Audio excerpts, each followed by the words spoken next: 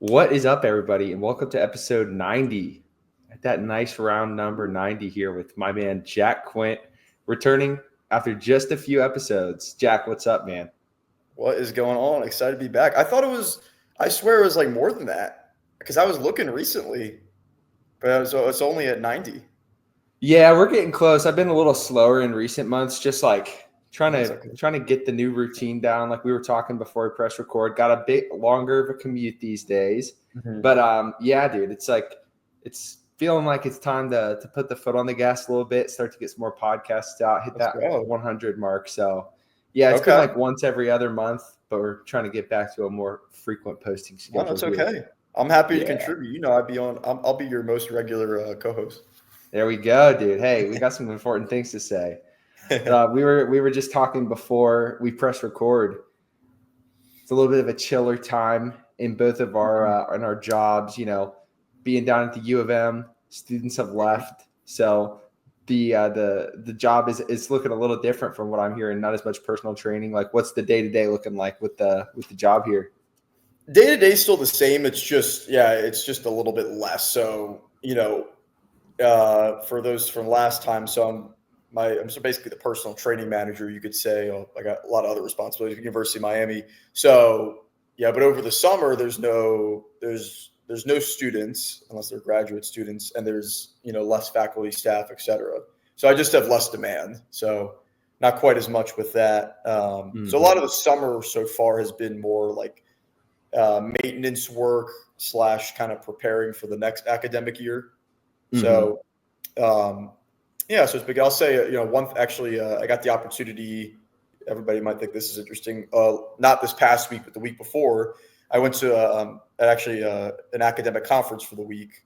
I was actually so also since I was last on. Dave and I actually met up in person in Miami, Yes, sir. and we didn't get a workout in because I was spent from it Ultra was Music Festival. We yeah, planned on potentially hitting a session down in yeah, Miami, whatever. but my body just couldn't. The will was there, but the body could not persist.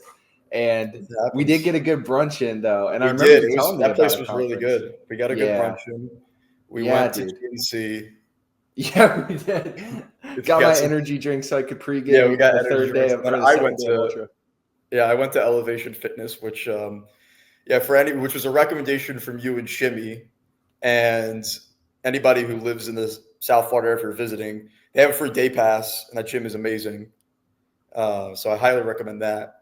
But what I was going to say was I don't know if you remember when we were together, I might have mentioned, we were Mm-hmm. talking about like, oh, you should come to Atlanta in May because there's like a conference then. I was going to see if like Korea Pure could bring you out there. Shoot, that's right. Yeah, what Yeah. was the conference about? Yeah. So ACSM is the American College of Sports Medicine, Mm-hmm. just for anybody listening. So pretty overarching in terms of like health and fitness, but everything centers a little bit more in like a clinical application for like utilizing like exercise and nutrition to help people manage chronic diseases. Mm-hmm. Um, is generally their purpose, but they do dive into healthy populations as well. So, but ACSM is a very like academic focused conference, so it's a lot of people. I'd say the majority is people presenting new research that they're conducting themselves. Like as I mentioned, on improving variety of health outcomes for different populations. But there is still like some other conferences you've probably been to. There is a big expo. Um, and there was no creatine there. Sadly, there was like a Oh, little bit of sports nutrition stuff. There's like Gatorade was there, a couple other small places, but mostly mostly academic focused. But I did learn a good amount. I got the opportunity to connect with some people I did my master's with, which was great. I hadn't seen them since 2020.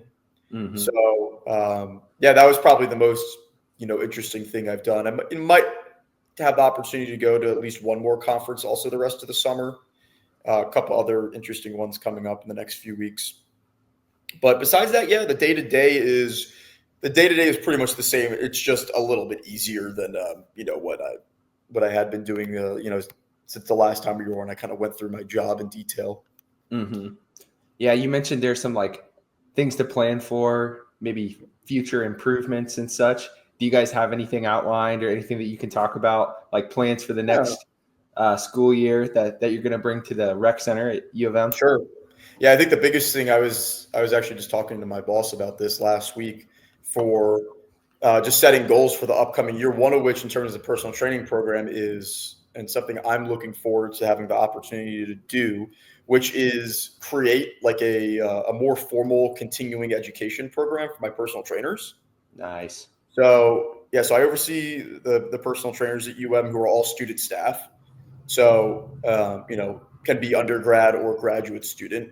Majority of people are an undergrad, so it's like their first personal training job. So one thing that made me excited for this job was the opportunity to provide some education, help them become better trainers.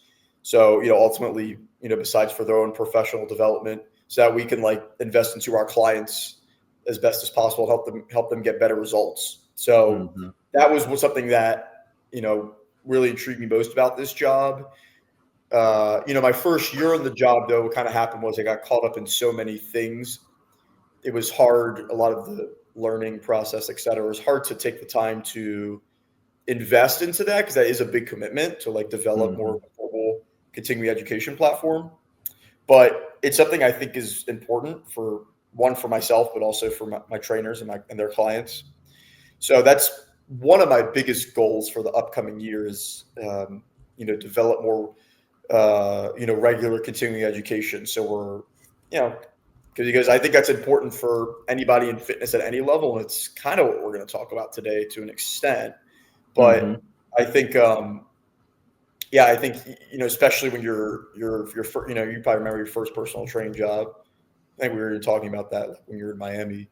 Um, it's very essential. Like you get that personal training certification, which does provide you some good information, but you're only going to keep learning through primarily number one experience, but also through formal education. That doesn't even mean it has to be a whole degree, which we might even hit on as well. But I do think it means uh, you know listening to podcasts, reading articles, courses, even original scientific research that to an extent. Mm-hmm. Um, that's kind of my is going to be to develop a good platform for my trainers to learn from. Um, so that we can step up, our program and help them become the best they can be. That's awesome, man.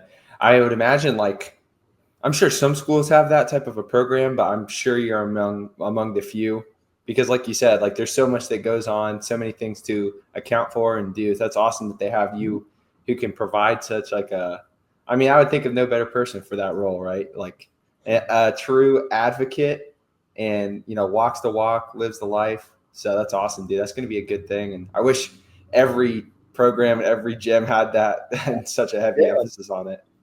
yeah, I agree. And it's like I've worked in different campus recreations before, and yeah, I've been at schools where that was a priority. Like, for example, when I was in graduate school during my master's, um, the person who was essentially the equivalent of my position, she was, and she's, somebody I really look up to. She still works in the field.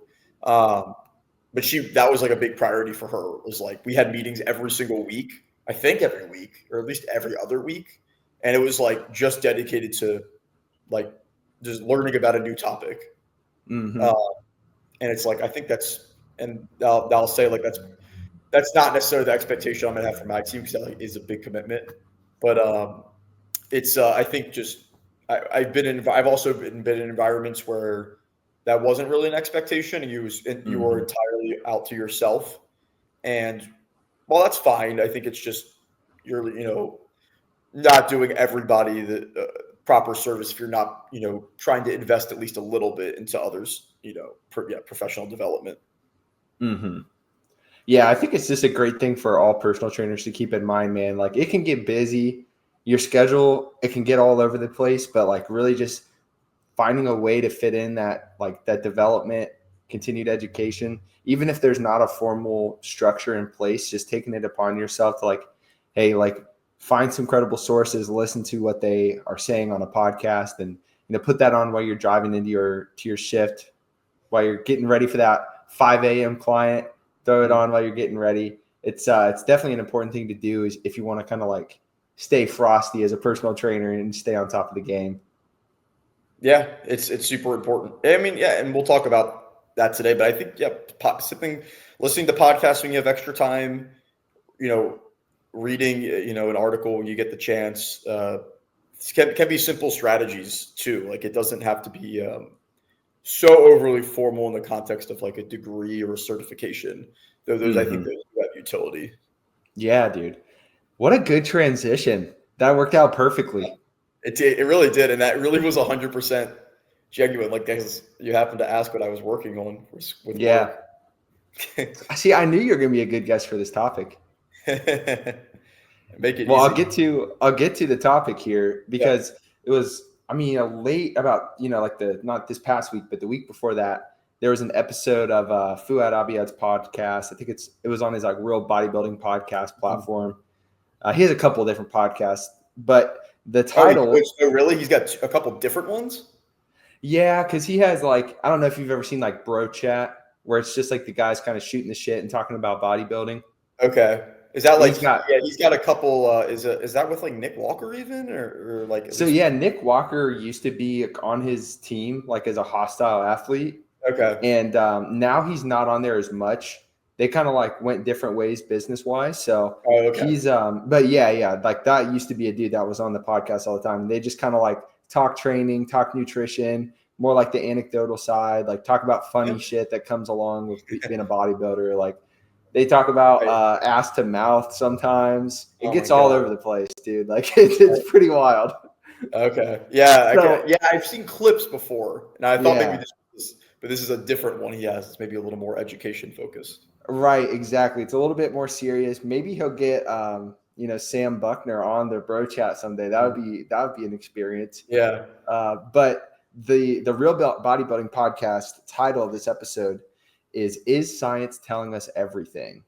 And he brought on another IFBB pro that's like, placed well at the Arnold, been on the Olympia stage, James Hollingshead, who I think like had some really good perspective into the conversation as well.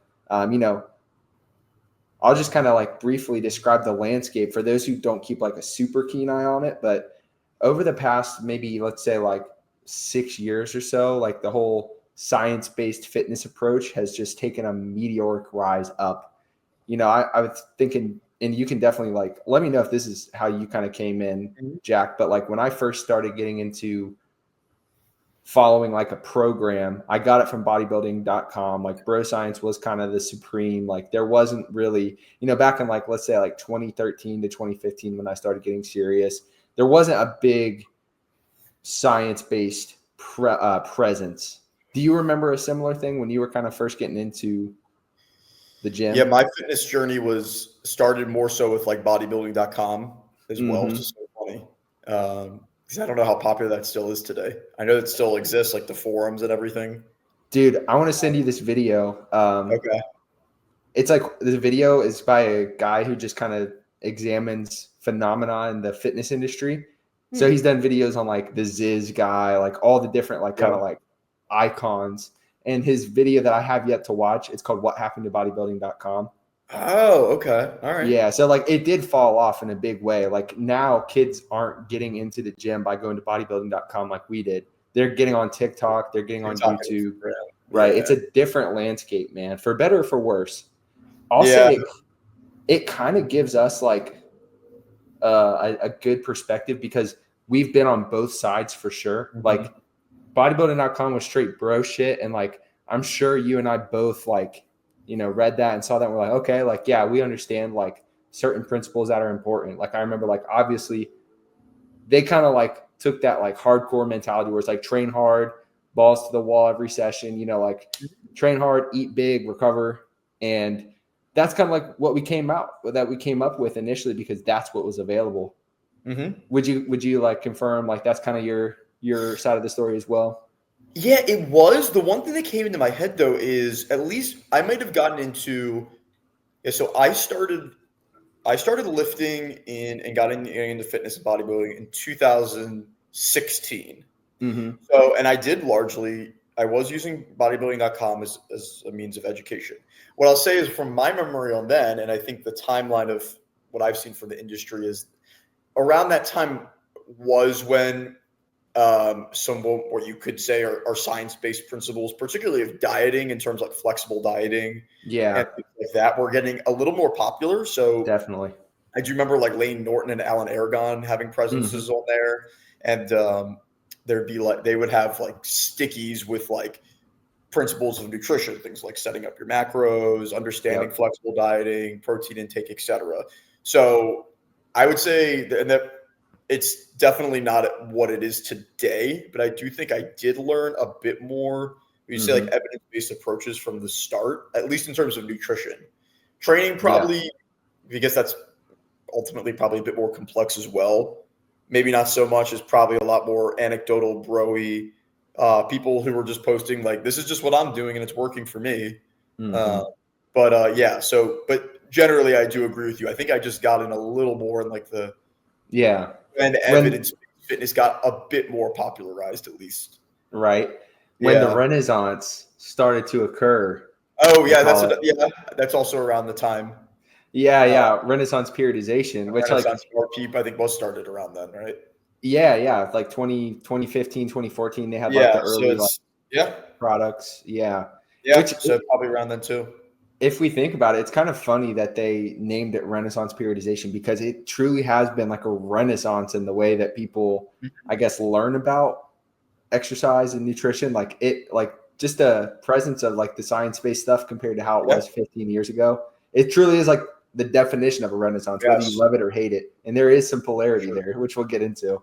Yeah, for sure. Yeah, that's a good point. They did start around then. And I started, it's funny because, as you know, they've absolutely exploded in the last, probably since 2023, when the YouTube channel got crazy. But for Yeah. me, I was really more but even Dr. Mike, but RP as a whole, probably even more so from like 2018 to say 2020, maybe like 2021, 2022. That's when I yeah, Dr. Mike, like I listened to every single thing I could from him. Yep. I Same. have, read the ebooks, some of the older ones, and then I think the most recent one was like the scientific principles of hypertrophy training that maybe came out around then. Like like an epic consumer of their Same, content, dude. etc. A little bit like I do still watch the YouTube channel, some weekly I would say, but not like every episode because Right. Yeah. To me, because like one thing I'd love to establish as well is like in the fitness industry, there's always going to be pendulum swings Mhm. and like reinventing ideas. That's just like one age old trend that you see in the fitness industry is like people are going to recycle trends and the pendulum is going to swing from one way to the other. I'll be interesting to see how it pans out this time because like at this point we have had a pretty big pendulum swing from like just the average person approaching their fitness from like a bro mentality to like doing a little bit more like science based or evidence based, having those considerations in. And I wonder because I don't know if you've started to kind of like feel the vibe and see the comment sections, like if there will soon be a pendulum swing to the other side again. I'm not sure if you pay much attention, but like I've seen just like in comment sections in YouTube videos, like there's a lot of people that are kind of shitting on the science-based, evidence-based approach, and there's reasons why they do that. We can talk about that. Yep. But have you seen that as well? Yeah, I have, and I think that was, I wrote even some of the notes to the podcast and I think that's really been the last like 6 months to a year. Even like Mm-hmm. somebody like Jeff Nippard, who's probably Right. the epitome of the balance between like science-based fitness and practicality. And I remember he made a video a few months ago, like science-based fitness is under attack. Uh, Mm-hmm. Now, one of which is because he did literally get physically attacked, Right. or which is maybe I think you could say is the epitome of this, by somebody who I don't know exactly what happened with the situation, but at least there was very specifically like the person just did not like that he took that approach. Um, Mm-hmm. he just was so starkly against um, that resorted to some sort of physical violence. But I think even more informally, just through comment sections, etc. There has been a lot of big pushback on it because I think that there is definitely pendulums, and I think maybe in a couple of years previously, there's been so much. I think the biggest reason is just been so much direct literature published, more so than ever on some topics that like in both nutrition and training that like us as bros have been interested in, and that's just created so much polarity because there's just more information into the pool. Mm-hmm. So I've definitely noticed that. I think people are starting to push back and sort of root for some of these like science-based principles to just go away, or something like that. Yeah. Yeah. So definitely like the reason that when I was thinking about like, this landscape that we have of fitness information and kind of the current conversations being had, it's pretty hard to parse through. Like part of you, I can feel this myself, and I can only imagine how this feels for someone that's really trying to learn and establish their system and come up. It's very hard to understand, like, man, like this might just be another science communicator influencer that's twisting and kind of like incorrectly purporting science to drive sales to their business. Mm-hmm. And parsing through that is really tough because you have these like, and they kind of have like a certain appeal where it's like, dude, just like focus on the basics. That, the people that are purporting the bro mentality, they're just like, all this science stuff is for pussies. Like just get in, do the thing. You don't have to worry about that. They're overcomplicating things. It really can be confusing for people that are coming up. So I just wanted to get you on as a trusted source of how we can kind of parse through this very, very, densely, what's the word I'm looking for here? Where there's like so much information out there. There's a saying for that. It's just so much out there. Yeah, trying to sort through all everything. Yeah, mm-hmm. It's like information overload. Overload. Yeah. For sure. Well, I think you might be alluding to. I think what happens to a lot of people in this, especially context of new people into fitness, is this principle of paralysis by analysis. Mm-hmm. That is a result of information overload. Mm-hmm. There's there's a lot of benefit to there being more good information available than ever before. Mm-hmm. But and everybody is a bit different. But I think particularly those who, and I'm like this, like who seek a quest of like optimality, like and it could be in various areas of their lives. But I think fitness is a medium for that. And for them, the amount of information is just it's so hard to sort through that this principle of paralysis by analysis, they end up taking no action, right? Or maybe they dabble in a little bit of something, but then they hear something, they step back, and they're just constantly spinning their wheels, or at least that way, because of all the information available. So I do think that this is a interesting time, particularly for somebody who's new. But wants to become better at this fitness thing. Yeah, man. So Jack was kind enough to create an outline for this episode after I threw this idea out to him. So Jack, you're goated for that, bro. I'm just going to throw the first question that you posed. I want to throw it to you because you've been through higher academia. You clearly, I want to pick one bone real quick here with the masses. So I think a lot of the times science-based fitness communicators, they get shit on because they're not enhanced. And that just like slightly lowers the credibility. Because then you have on the other side bodybuilders that blast gear, and they obviously are going to look more jacked no matter how like great your system is. So like when I say like Jack, you have like a great physique for a natural, like I feel like sometimes people miss out on like, they'd be like, oh, like, yeah, I see this Jack Quint guy, and dang, like he's pretty jacked. Like you see the arms, you see the chest. I see you, Jack. I see you out here, bro.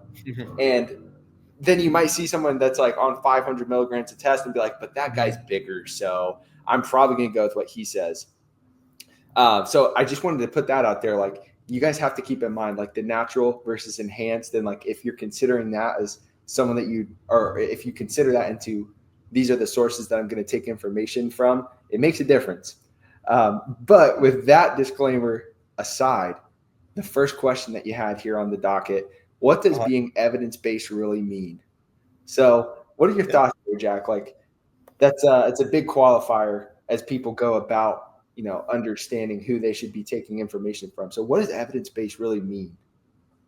Yeah, I think it's a great question because, as I'll sort of break it down, I think there's sort of three components to it, but what most people think is only one aspect of it. And this is something that Mhm. I see as a common criticism of evidence-based fitness and probably a roughly justified one. So, the first thing is somebody who uses the available scientific evidence to help formulate their opinions and perspectives on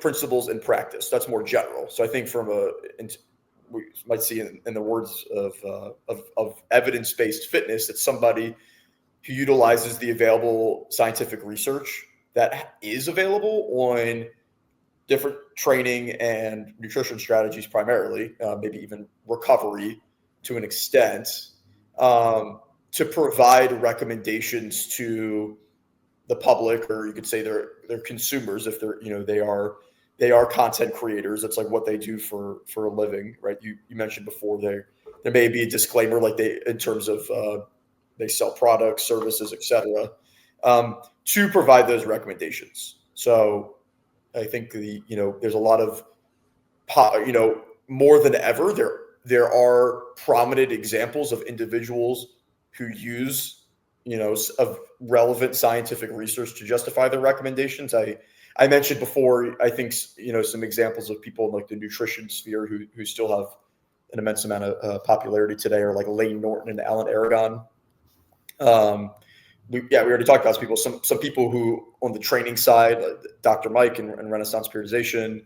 Other people I've consumed for many years, Eric Helms. I mean, there's Menno Henselman's, so many people. I do, and I mentioned a second ago what's happened. I think with the increased popularity in recent years, even more so, is also this focus on, health and longevity and wellness and overall productivity. So you see people, I think, like Andrew Huberman is an example of somebody who has a massive, massive platform now. As somebody who's a PhD in, I believe, like neurobiology or something, neuroscience, something like that. He works at Stanford, but he has a podcast focused on, primarily bringing on experts, but also himself on, education on really all of these different topics. And somebody who's pretty polar because he does use scientific research to justify his recommendations. But I think, the questions is, okay, so, but there's some criticisms of him of, how much of a, kind of honest practitioner is somebody, because he might miss out on these like two other variables that I think also have importance when you think about being like evidence-based. And one is like, how do you use that to, in like your experience as a practitioner? So in the terms of, again, of fitness, many people are coaches themselves, personal trainers, whether your personal trainer, dietitian, nutritionist, maybe even somebody who's who works in more clinical settings, like a physical therapist or chiropractor. Like, you work with clients, like that's what you do day in and day out. So are you just speaking these principles in theory and like relevant research, or are you also applying them to your practice with your clientele? I guess you would say yourself as well, right? Like, you're utilizing these principles in practice and assessing how well that the effect that they have on your desired outcomes. Mm-hmm. So I think your experience as a practitioner should also be a component of evidence-based practice. And then the third thing is, and as a practitioner, you're also gathering feedback directly from your clientele or your population. Like, let's say you're a content creator, you're also getting feedback like from your consumers of, well, what are they experiencing in their practice? Mm-hmm. Because you've probably seen this a lot with I see a lot with like in-person personal trainers who make prescriptions of recommendations based on certain things. So maybe it's like, oh, there's a study on this, but they don't incorporate feedback from their client themselves. So like, okay, well, this is what I'm feeling in practice. Like, this is how this is affecting me. And to me, like a true evidence-based practitioner, and like any sort of in any medium, is utilizing the available scientific research, their own experience, their practitioner, as well as client feedback, to sort of, it's an evolving process of constantly like refining their practice to get best possible results.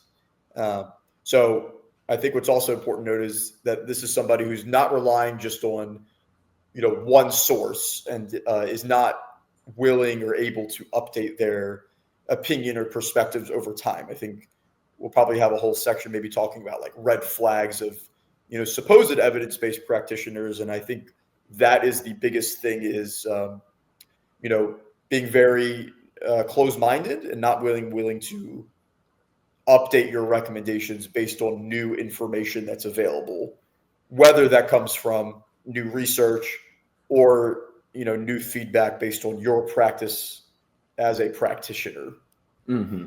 So that's kind of the definition that I think I've read before, too, because I think a lot of people, as I mentioned, think evidence-based is just solely like using studies to formulate opinions, where it's a bit more nuanced than that. Yeah, definitely, man. I think that definition was right on point, and it really conveys the importance of like evidence-based is like a three-pronged approach. It's equally weighted in applying science, having that practical feedback from your clients, like you mentioned, and then as well, like just taking years of experience, that practitioner evidence, taking your experience as a trainer over the years and applying that to get the best results. So yeah, like people just kind of lump in, like they say like, oh, like it's just those science guys, like evidence-based is all bullshit. It's like, no, man, like even if you're on that other side where you don't love the people that just espouse science for their training prescriptions, it's like you're probably still evidence-based if you've been training people for a while. You feel like you're a source of authority, and you walk the walk, talk the talk, whatever they say, and you've trained people successfully. So like almost everybody that I think is worth listening to is evidence-based, and like obviously that's just something that's going to take some years of experience to develop. Mm-hmm. So yeah, dude, I think that if we just like understand what it is to be evidence-based, it cuts out like 75% of the complaints there. Yeah. So because sorry, I was just going to say, because you make a great point, because anybody can cite a study. We'll talk about anybody can choose a study that fits their pre-existing belief. How many of those people have like utilized the tested the impact of what they're doing in practice, whether it's with yourself or with or not really with yourself and or other people, I think is a component. So yeah, like that, like just to be direct, like you'll see, I see a lot of people who are like 16, talking about like science-based fitness, thinking like they've already solved everything there is to know about training and nutrition. And I know what it's like to be. Well, I told you I started lifting when I was 19 or getting into fitness, so I was a little bit older than that. Like, promise you at 16, you don't know everything there is to know, and you're not. There's no way you could be a full-blown evidence-based practitioner. Yeah. Yeah. Dude, like we've all thought we had it figured out. When I was squatting every day, I thought that was the best program and everybody was sleeping on it. But yeah, that cognitive bias that you kind of talk about, like especially it's easy to happen when you're younger, let's say. But like really push yourself and challenge yourself to not fall into that. And it's like a big tag word these days because people talk about it so much, but like the Dunning-Kruger effect of cognitive bias. So like people think, basically, I think it's like they overestimate their knowledge and skills.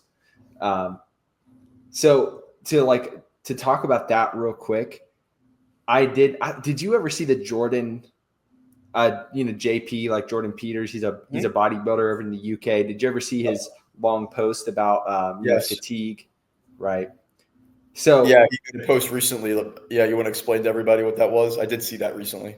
yeah, essentially he's just like, if you're worried about fatigue, you're missing the plot, in a very nice way to say it, because the guys over there in London, in the UK, man, they'll say some foul shit. They'll call you a cunt in that process.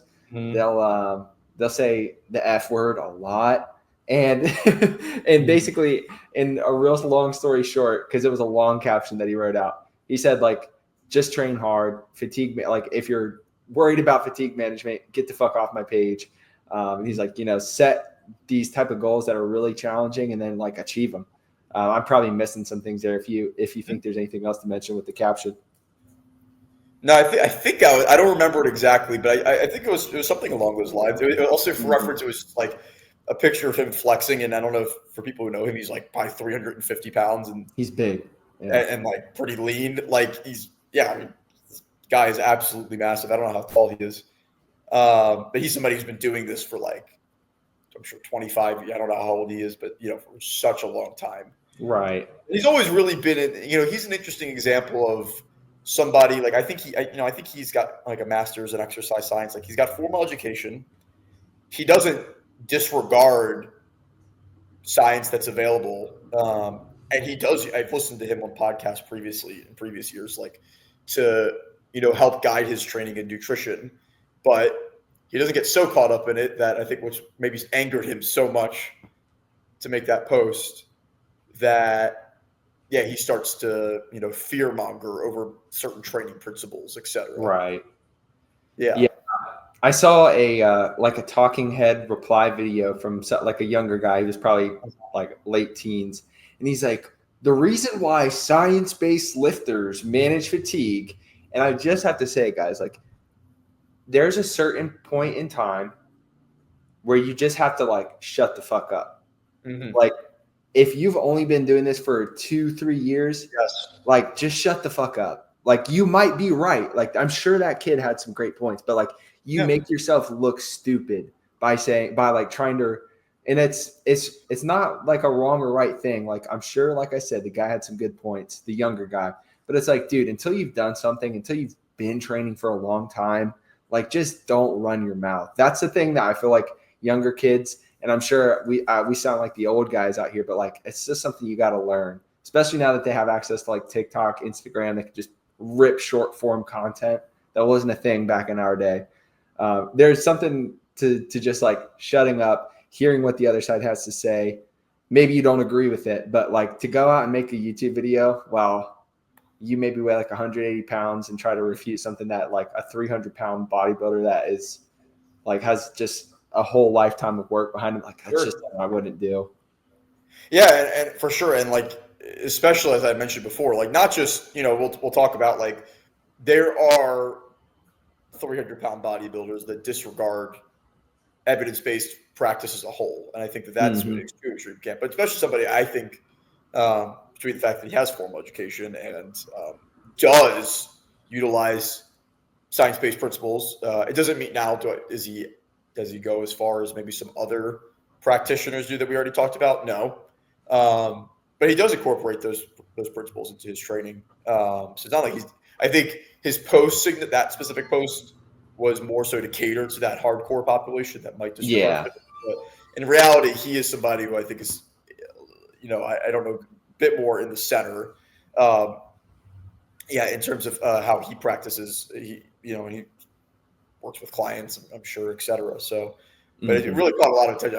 I just thought it was so funny. It's like, in a lot of his pictures, it's just him, like, he's like 340 pounds, absolute. I don't know what it is about his build that he's just like so massive. I guess he's just really short.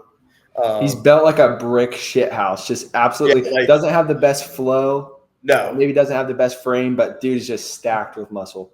Oh my God, it's crazy. Yeah. So and you make a great point about, like, at some point you just gotta shut the F up, because kind of make us look bad. Like, I don't know what it is about why. Maybe it's just the social media platforms themselves that I don't have any problem with anybody, posting, trying to educate people, et cetera. Like you said, many of these people have good points that I agree with. Like, these are people who, they tend to be younger, but, I think be willing, especially your first couple of years of like training, content creation, et cetera, like try to be a bit more open-minded instead of falling into, we'll talk about this, like falling into specific camps that I've seen. Like I see like a few different camps right now. Yeah. In like the evidence-based fitness, the whole, and that, like, I think not falling into that is where you can have more long-term success, like in your own like training, your own progress, to even professionally. Like I think if you're falling into just one side of, you're limiting yourself to a number of practitioners. Whereas if you can be more open-minded in your practice, you also welcome more potential customers, consumers. You also welcome more, to build a professional network of like well-rounded fitness professionals, rather than, just one side of the science-based fitness world where everybody's saying the same thing. Dude, I'm kind of interested to explore that, because I feel like, telling people like, don't be dogmatic. It's a super important piece of the puzzle as they develop those critical thinking skills. So what are the camps that you currently see? And like, what are some of the things that you would tell people to just kind of, stay more central than trying to really devote yourself into one camp? Yeah. So I think if we think about, let's say, social media fitness in a whole, as I'm going to kind of like what kind of camps do I say? Man, there's a few different types of people. I wrote a few down here, but I think there's even more when I start to think about it. One, there's definitely just when we talk, look, you could say the purely bro side of training, you could say, where these tend to be people who have been training for a longer period of time, more traditional, typically people who are older, that tend to really rely on the quote unquote basics for, what they do in their training and nutrition practices. Nutritionally speaking, probably a lot of quote unquote clean eating, meal plans, etc. On the training side, it's just stick to the heavy barbell lifts. Don't overcomplicate it. Use some machines here and there, etc. More simple in nature, and I think that's a camp.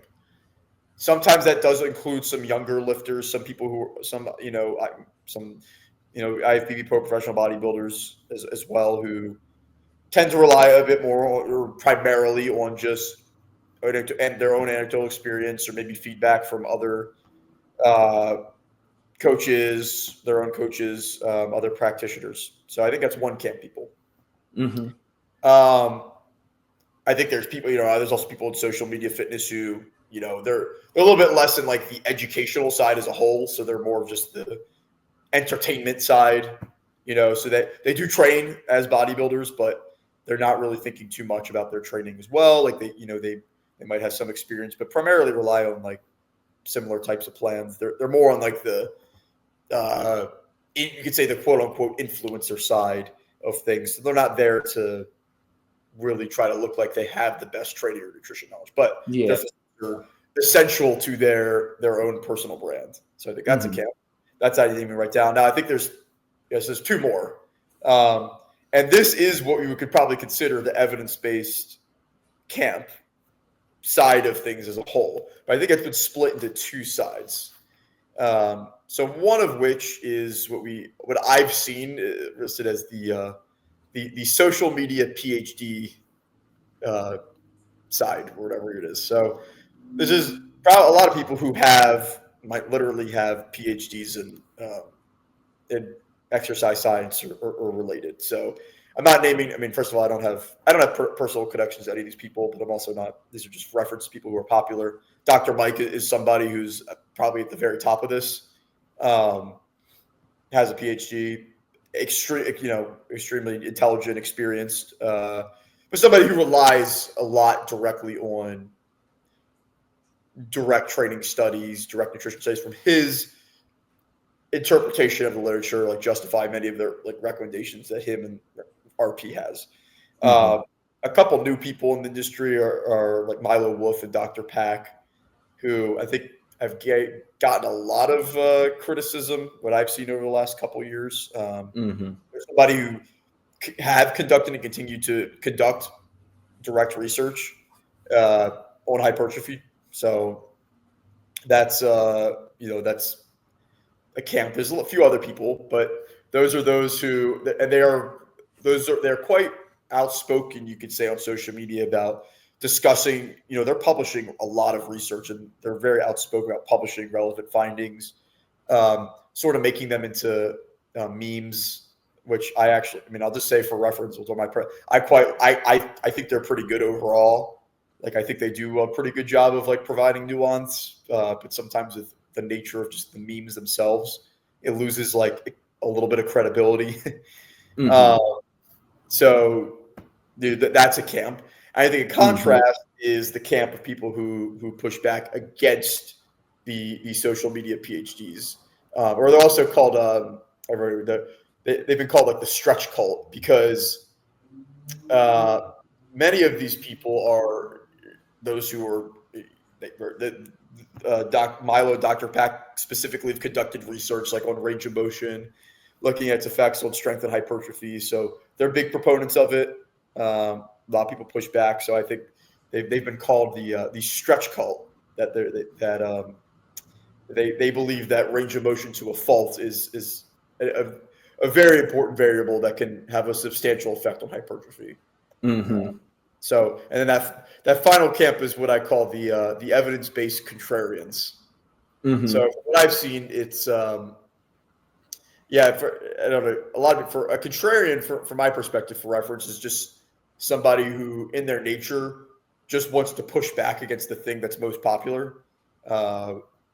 Sometimes just because that's the way they are. Sometimes it's for personal financial benefit, which I think is an important note for this category of people. Like you always have to think about why somebody is continuously, posting in a similar manner where they have a very strong opinion about something, even if information is available that might not necessarily agree with their perspective.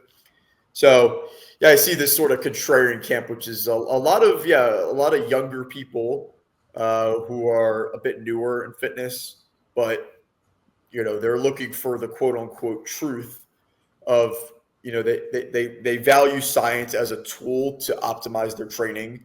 They don't agree with the bro mindset of stop overcomplicating things, just stick to the basics, and you're going to get all of the best possible results. They also don't fall in the camp of like, we got to take all the available outcome studies on training, on nutrition so literally. So they also push back against both of those camps. And that's why I describe it as contrarian. I know that has a negative connotation, and I'm trying to be like as middle ground as possible, because I think there's good utility to all these camps. I truly do. But I think some are a little bit more like criticisms are more justified in like personal dislike than the content presented itself. So I know I kind of rambled there, but in summary, I think the camps are the evidence-based contrarians who just want to who like science as a tool but want to push back against everything. The actual practitioners who have PhDs maybe or conduct research themselves, who rely primarily on the available studies as the main justification of their opinions. And then the third camp, people who don't really think much about science for their training. Yeah, man. And I'll just say, I feel like if you ever commit yourself too hard into one of those three, you're going to end up getting burned via missing an important part of the puzzle. Like you might have a system that works well, but if you try to like corner yourself too deeply into one of those camps, you're probably going to be missing. You're going to be missing the plot a little bit. So yeah, it's like it's cool to think about and like outline all the different perspectives out there, because there are quite a few really. And you see just major chatter in the comment sections between the two or between the three ideas of like, man, people are just kind of going at it. They think their way is the best way, but really like that even keel. It's not sexy. It doesn't sell as well as making definitive statements, but like having that even keel approach and, think about ways you can integrate from all three of those camps, I think is what I try to let people know is like a huge thing to keep in mind in this conversation. Yeah, it really is. Like you will, I alluded before, I think you will miss out on personal in terms of you. We probably, everybody listening is the goal. Like they want to get the best possible results. Mm-hmm. So I think that being closed-minded to that extent, like will leave some, the possibility of getting your best possible results to the table. And then again, I think even professionally, like, just falling into one camp will lead you really pretty minimalized in terms of, people you can continue to learn and form connections with. Yeah. Yeah, man. I feel like that's a big part of the episode there, but I want to go back and loop back into the discussion that Fouad Abiad had with Sam Buckner as well, because I felt like there were some really like things that surprised me in that conversation. Mm-hmm. I just kind of like to highlight one thing that we talked about, like hearing Fouad's perspective of like, man, like he is kind of like fed up with people that say they're like science-based. He's just, you could tell he kind of is annoyed by it. And what he's saying seems frustrated because, I mean, I can understand that like he's had good success with his physique and you just see some people that are really drilling down hard into these concepts that like my reoccurring phrase here is like, they're just missing the plot. So thinking back to like some of the things that Fouad said to kind of like discourage the science-based approach. Did you have any thoughts about that? I can definitely kind of like read off some things from the doc as well if you don't have them handy, but definitely interested to hear your thoughts as well if you had that same kind of like thought about it. Mm-hmm. Yeah, Fouad, I think the one thing, I mean, it been one of the first things he says, like, he's not anti-science. Mm-hmm. He's not against this whole thing. Now, because again, well, how do you know that? Well, we'll talk about Dr. Buckner, but like he's a PhD who is he's not a social media influencer. I don't know if he sells anything. Yeah, probably not. Also, just for like I told David this, but like he was my professor in grad school, so I don't have a ton of. I don't have a very personal connection with him, but he's somebody that I learned from during grad school. Like he's a practicing professor. So the fact that Fouad was willing to have him and he's had other practicing researchers on in the first place shows you like he's open-minded and willing to learn, because ultimately we all have the goal of getting the best possible results with our training and nutrition. We all generally have that quest. So I think up front, like him just, pointing that out was important to me. Like he's open-minded. Like that's all you can ask somebody who's experienced high levels of success in bodybuilding in the first place. But yes, I think that was something notable from him as well. But and then I think a lot of the podcast was him though going through common criticisms he has with science-based training as a whole, and then like specific examples of different training topics where he's like, I'm just trying to like he's asking Dr. Buckner basically like what is your perspective on this? Because like I'm just seeing so much different information on like. We could talk about a couple of the things that, direct strategies they were talking about. There's so much discourse. So he's just trying to sort through it too. Like he's just like us. Definitely. I think, the big takeaway that I got that Fouad was frustrated about, which I think we can all share that feeling, is sometimes like people that say they're, like the practitioners that you mentioned that do make those harder claims. That's just really not what science is about to me. And of course, you have to make big claims to sell. You don't have to, I should say, but people do it because it's easier. So thinking back, like I'm just trying to think of some examples. And I mean, obviously Milo Wolf's whole thing is like the stretch, length, and partials. It might, press that a little bit as if it's more influential than it really is to kind of build a platform. Yeah. For Dr. Mike, of course, like the whole concept of periodization and hypertrophy isn't super well supported to my knowledge. So that's almost kind of like ironic in itself. But I think what I see and what my feeling is kind of maybe what Fuad and James had vocalized a bit as well is like, the goal for science is to be as like even keeled and unbiased as possible, yet we're making some pretty big claims based off of limited data. What do you think? Because I know you've been in the trenches a little bit deeper than I have. Do you have that same sentiment? Do you feel that way where like some of these claims are just like a little overhyped? Yeah, for sure. I mean, I think the biggest problem, I think now that I'm thinking about it, they might have talked about this directly in the podcast. I think Dr. Buckner did, and this is I alluded to the memes that like Milo Wolf, Dr. Pack make when there's new studies that come out. Mm-hmm. Is well, I understand as somebody who's done a little bit of research myself, like, and now we'll talk about like the whole. I've done my own research, but like just remember, like I have helped conduct like when I was in grad school.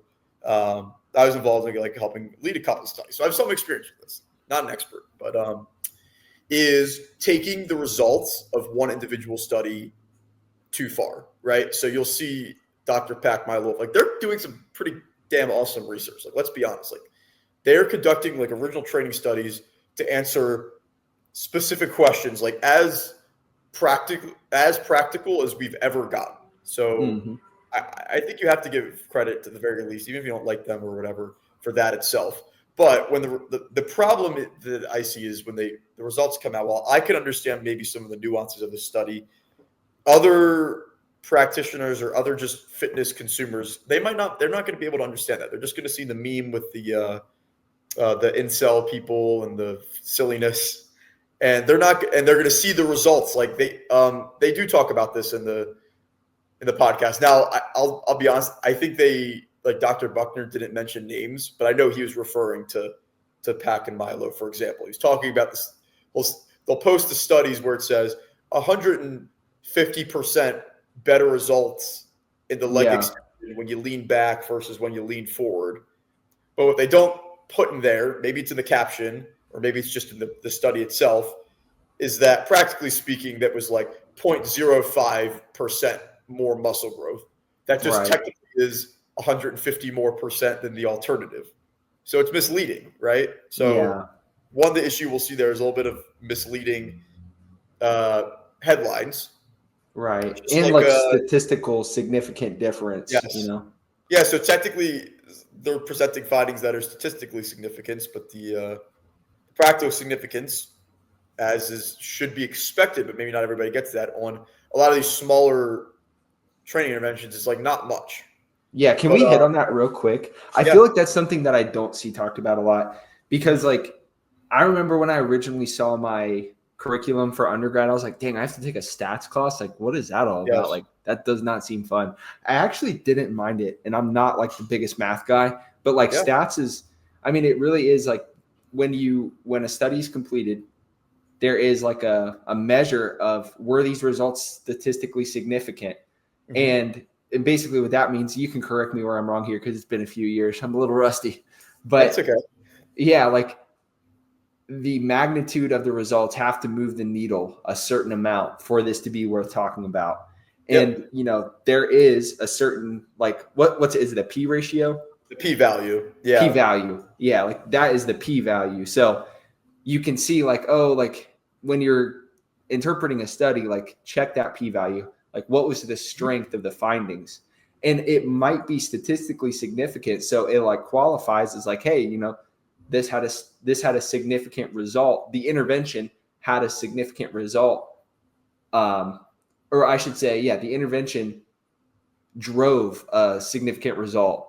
But that doesn't always mean it's practically like the result is practically something that you should integrate. Can you clean that up for me a little bit? I know I probably missed something. No, that's pretty much right. Again, I'm not an expert in statistics either at all. So basically, here's minor. I might be wrong on this. Most studies, the P value or the alpha is set to 0.05. Yeah. So if you clear statistical significance, so it's going to be less than or equal to 0.05. So for 0.06 would not fall under the threshold of statistically significant. But that means, and again, I might be wrong. I'm just going, but I'll preface that, is that means that there's a 95% chance that the outcome that we saw was due to the intervention rather than statistical error. Yeah. Right. Yeah. That's all that significance value is demonstrating, Mm-hmm. rather than that it's not yet that much more of a difference. There's also something in research called effect sizes, which can help further demonstrate the practical significance of the intervention, what the results found.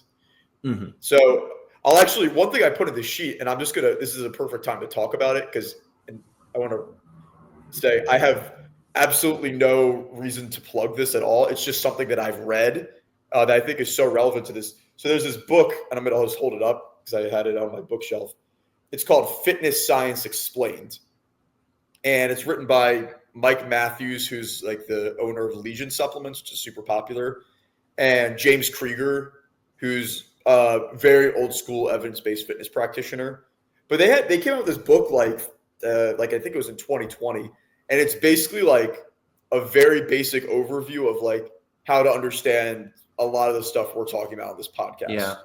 And I've reread this actually a couple times, but for reference, like just opening the book, there's a chapter 5 goes all over like the anatomy of statistics. Like it's just super simple to read, and it'll just explain to you, like show you examples of like fitness studies and like how you could basically interpret them. Like it's not designed for anybody as a scientist. It's just designed as, how to have a basic understanding. So you can. That's pretty cool, man.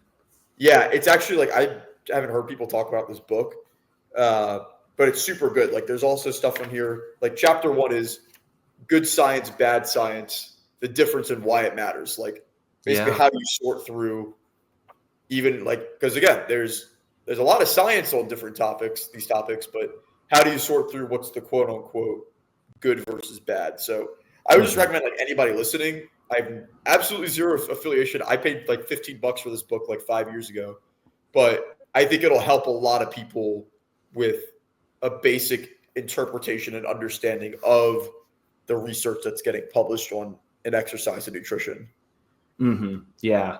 Yeah, that's cool that exists, especially in like a digestible way, because that's what intimidates some people. They're like, man, like I appreciate this, but it's just so jargony. And I think that's kind of a fault of some science communicators, but that's awesome. Like I don't think I've heard of that book until I saw your note. And I was like, it's interesting. It was like came out like, let's see, was it 2020 or 2021? And like nobody was really talking about it. But I think it's awesome. Like it's like 120 pages, and the text is like super big, so like you'll get through it fast. It's just like a reference, like okay, like because I'll look up after this. How do you interpret statistics? Understanding statistical significance, like stuff like that. Like it's so that's a good tool because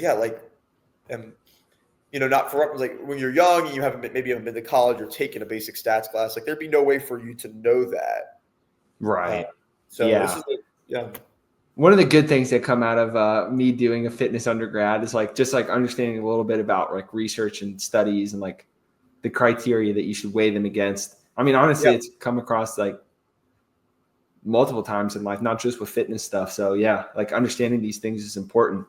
And that lack of understanding is what can cause people to get easily looped in and like put too much weight into like you said, like a meme that is posted by one of these communicators that might be a little bit too emphatic with their tone around certain recommendations. Right. For sure.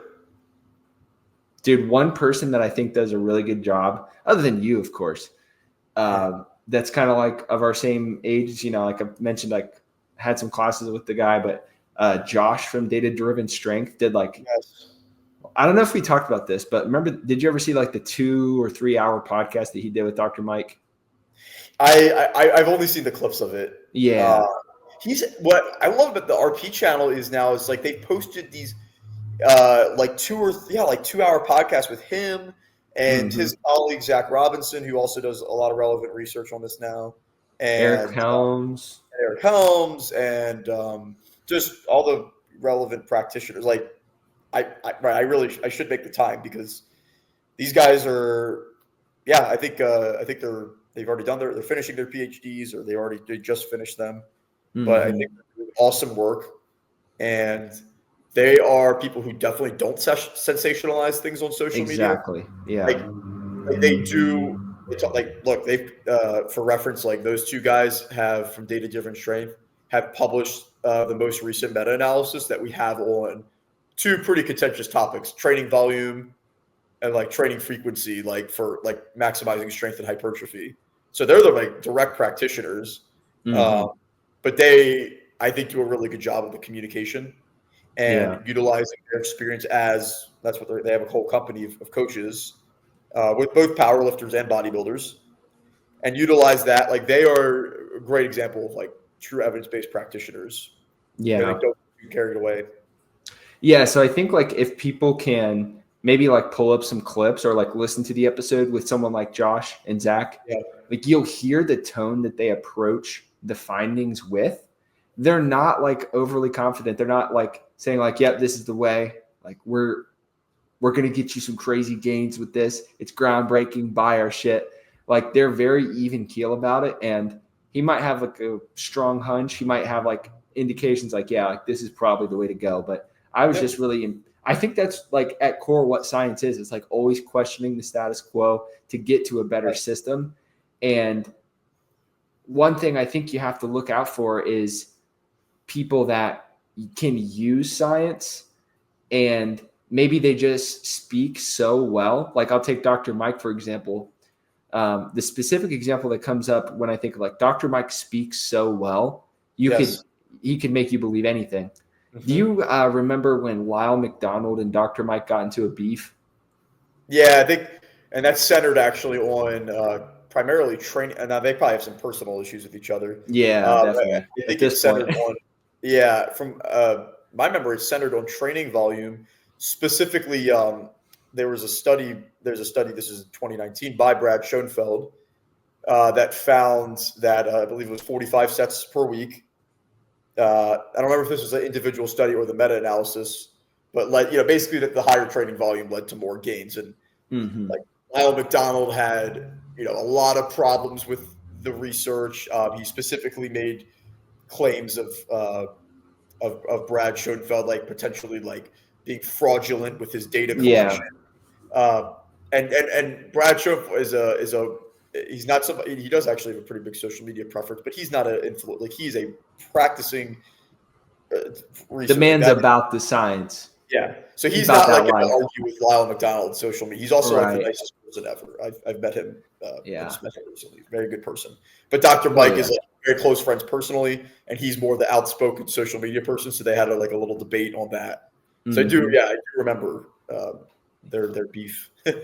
And while I think Lyle McDonald is probably off his rocker and he's not right in this case, Dr. Mike, and Lyle McDonald says this, Dr. Mike debates so well. Yes. He presents information so well.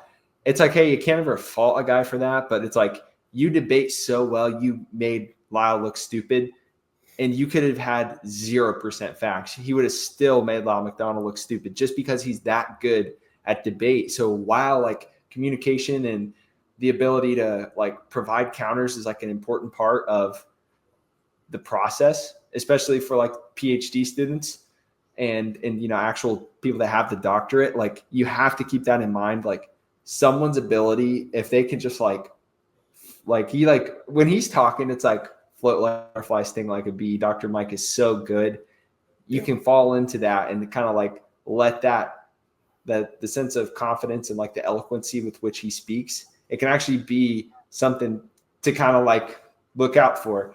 And I don't think Dr. Mike, I don't think he's the problem really. Like I'm a huge fan of him, but it is just an inevitable thing that he's so good at it. Like I'm wary of it. And I take what he says with a grain of salt as a result. And you kind of have to step back and critically think about it before you just, change your whole program. Yeah. Nobody or anyone thinks should ever entirely change your training program. Not one study, not one person. I think that when we so one thing, and we might have asked this a couple questions ago, is one thing that I think that everybody, when we're interpreting research is, and we'll go back to what they, I think that Dr. Buckner talks about on the podcast, is let's see. I wrote a quote down. Yeah. So he wrote down let's see. Science helps us understand it's only one piece of the puzzle. So I think of that two fronts. First of all, any one study should not dramatically shift your opinion on a particular training topic. It can only point you in the right direction or solve a piece of the puzzle, as he says. Because any one study in isolation, we have to consider who the participants are, what the training intervention was, a lot of external variables that don't tell you exactly as you as a practitioner, like how it doesn't replicate the exact circumstances. So that doesn't mean it's useless. It can provide insight, but it should never dramatically shift you one way. And again, science, in terms of the actual research itself, is only one piece of the puzzle, because you do have to consider your practical experience, and you do have to consider the feedback that you directly get from your clients on what they themselves experience in order to get the best possible results, because that's like what you're trying to do. So I think that's super important, is to just when you see a new study come out, don't discredit it. Don't just immediately write it off because it's not going to have application to me. It wasn't conducted on bodybuilders.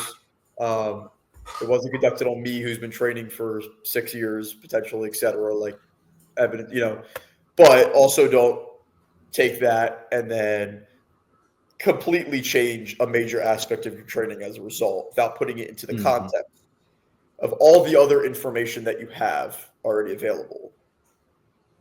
Yeah, dude, I think, like, man, if I would have heard that when I was 18, I don't know if I would have 100% listened, but I think it's good to just keep like throwing these ideas out there.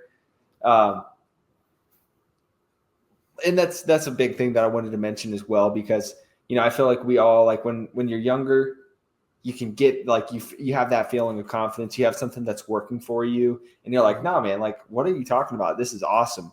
Just keep in mind, like, that might not stay the same way forever. So if you can keep us even just slightly more open mind, try some other things in your current understanding of what works best for you, that's going to like really benefit you long-term. I think of it like if we're going to provide the financial analogy here, Jack, it's like diversification of your portfolio. Yes. If you're ever right? If you're ever too heavily weighted in one area or one sector of markets, you're going to end up getting bit in the butt at some point, right? Like maybe, for example, someone was really invested in like the S&P 500 stocks. Like sometimes I'll see people's accounts and they just have the S&P 500 tracker ETF. Mm-hmm. But of course, like back in April when these tariff announcements started off, like everybody portfolio that was overly concentrated in the S&P 500 just tanked. It dropped like 14%. And that's like a crazy, that's a thing that's scary to see. Luckily training isn't that serious, but like, like we think about some examples, like mistakes that I made back in the day. I was like squatting every day, right? Like, oh man, like I missed out on so much quad hypertrophy because I wasn't doing higher reps. I was just doing like low rep squats every day. Yeah. So good little cross analogy there that can help people. Yeah, that's a great point. Yeah. And any one thing you should, I think this is because I put this in here. The social media is there to just like, TV, it's the news. Social media is largely there to be polarizing. Like, is your goal as a content creator for good or bad? Good because, assuming you have good ethics, so your goal is to get in front of as many people's faces as possible to get your information across.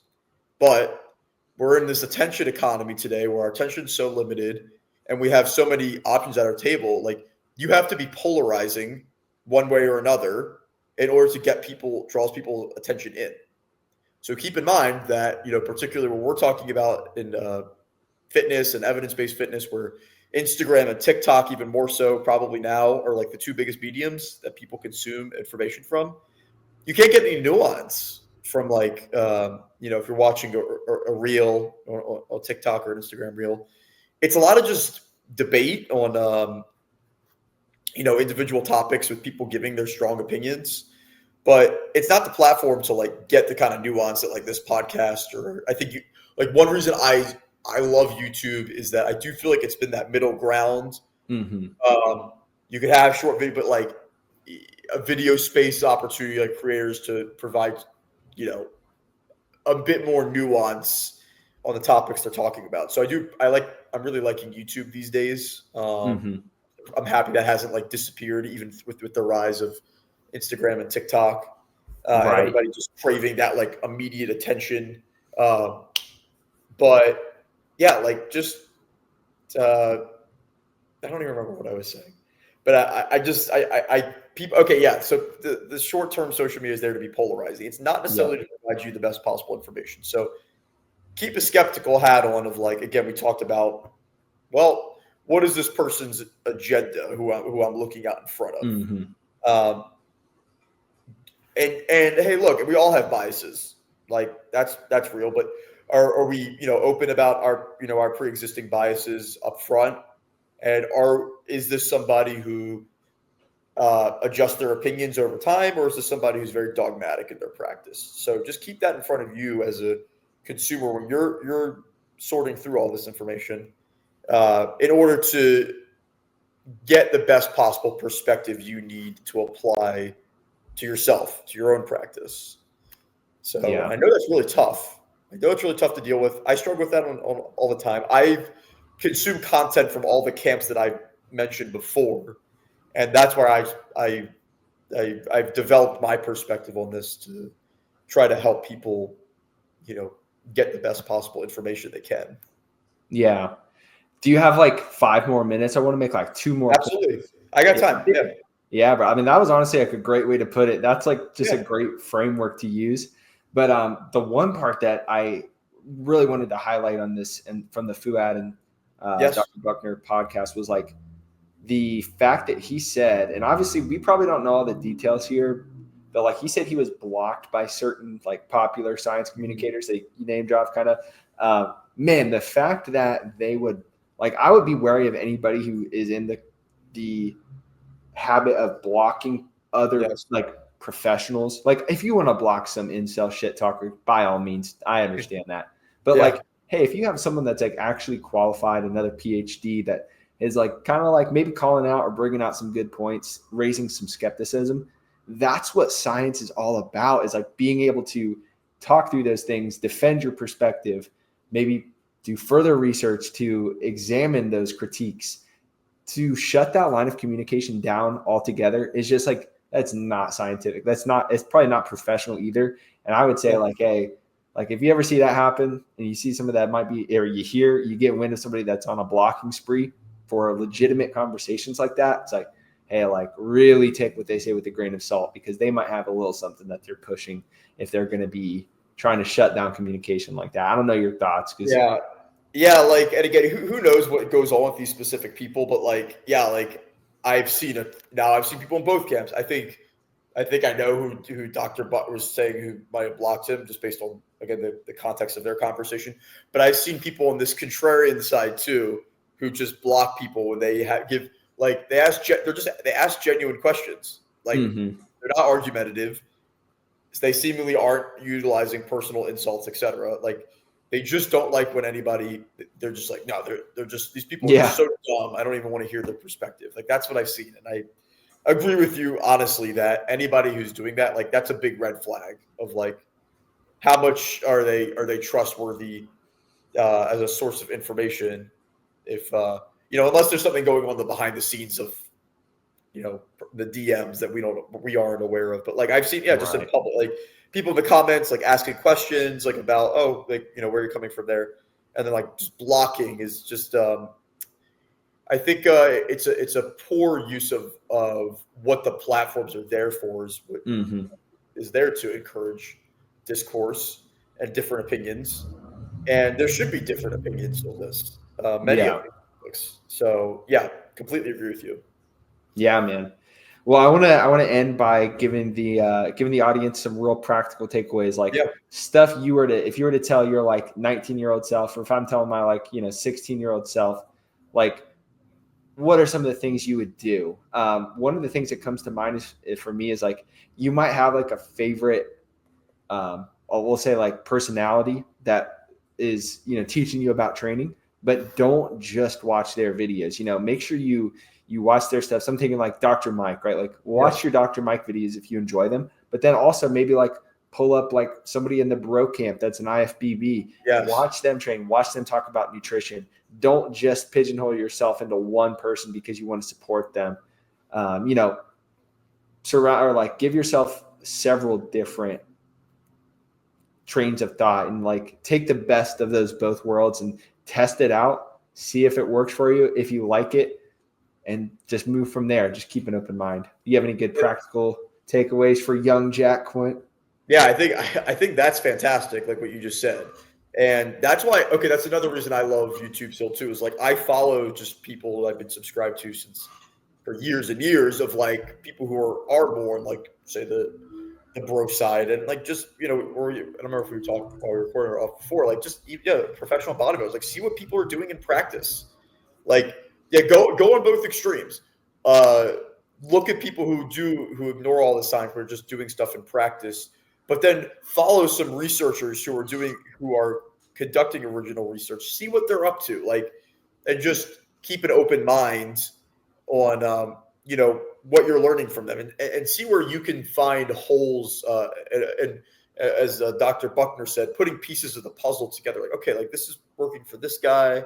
This person's finding the results of their research on this, and see where you can synthesize the information and to apply to your own world. And then in contrast to that, my other recommendation is for some period of time, just delete this freaking social media, YouTube, and just go train. Like go train yourself, go train your clients. Like don't be in a consumption mode. And I'm going to say this as somebody who struggles with this, but don't be constantly in consumption mode. That is where we talked about the paralysis by analysis comes in. So for some period of time, delete your Instagram, delete your YouTube, TikTok, etc., and just go focus on training yourself and your clients.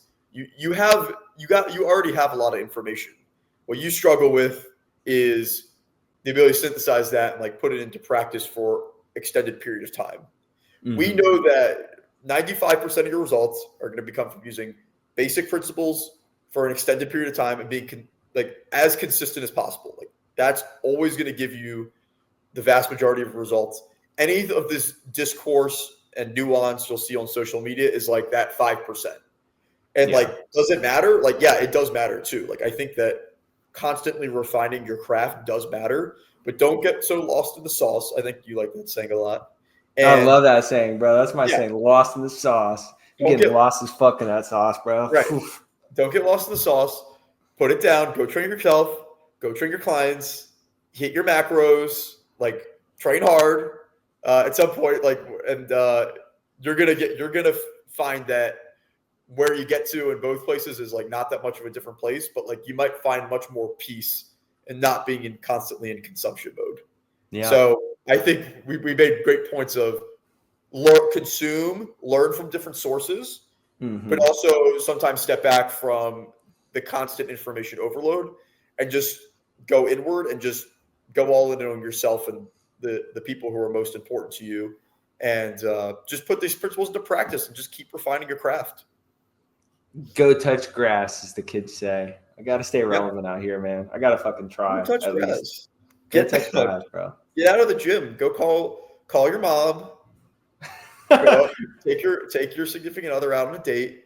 Go hang out with your friends at the park, and stop worrying about like the stretch or any of the. I mean, we didn't even get into because it's not even worth all the different topics today that we see debated. If anybody wants to hear like just some of the specifics that they talk, I highly encourage them to listen to that podcast episode because they do go into like stuff like talking about like training to failure, volume versus intensity, the range of motion stuff, etc. Like if you guys want to hear specifics on that, that's kind of beyond the scope of this podcast. This was a little more like how to sort through the information.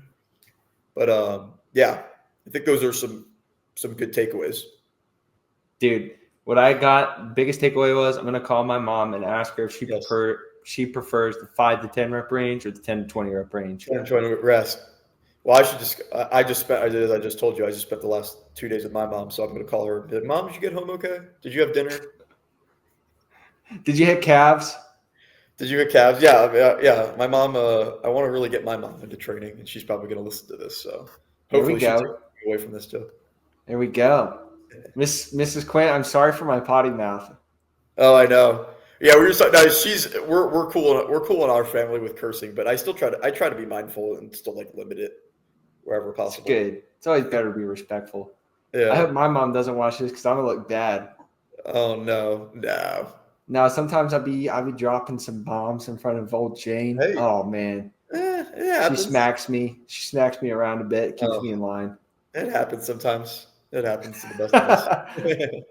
Well, Jack, I appreciate you coming on, man. I feel like that's a good, very useful framework for people to use as they navigate through this information overload landscape of fitness stuff out there these days.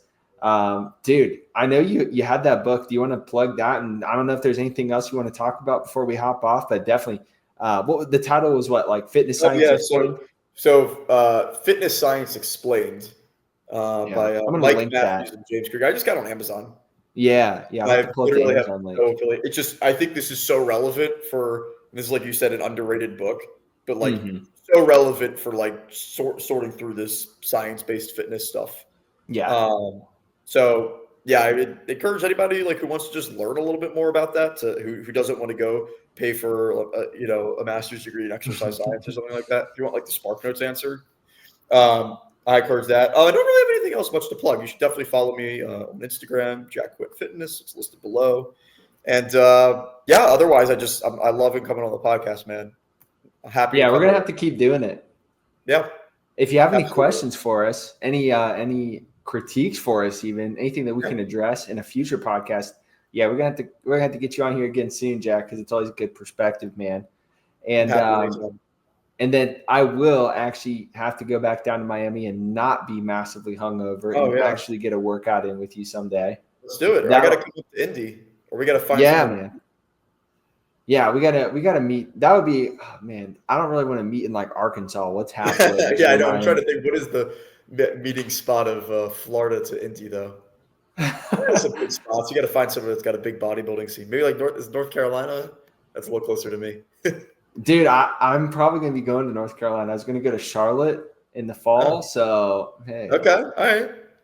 yeah, man, that'd Maybe be there. cool. There, I Okay. think there's Cool. some good teams there too, from what I've seen. I know, Yeah. actually Nick Shaw, the CEO of our Oh yeah, team. he lives there. Yeah, we chat from time to time, and yeah, he's definitely trained at some cool gyms in Charlotte. But That's hey, awesome. one of these days we're gonna make it Yeah. happen. I haven't ever been there. That'd be awesome. Yeah, dude. Love it. Well, man, yeah, I'll let you get on with your Sunday evening. I appreciate you taking time to come on the podcast again. Third time guest, man. Third We're getting time. up there. Pumped. Yes, sir. I appreciate you, Sure. man. I'll let you know once I get this edited and ready. Cool. And I appreciate the audience as well. Thanks for sticking around. I know this was a pretty longer episode, but I feel like there's a lot of good topics touched on because it is confusing out there, man. Even for the best of us, like Mhm. it can be dense out there with all this different information. So I'm glad we came on here, broke it down for people to understand a little bit better. And that was episode 90. Jack, thanks again. Thank you all for watching. Feel free to do all the YouTube and Spotify stuff. Like it, subscribe, share it around. Jack, I'll talk to you soon, my man. See you guys. Thanks for listening. See you guys.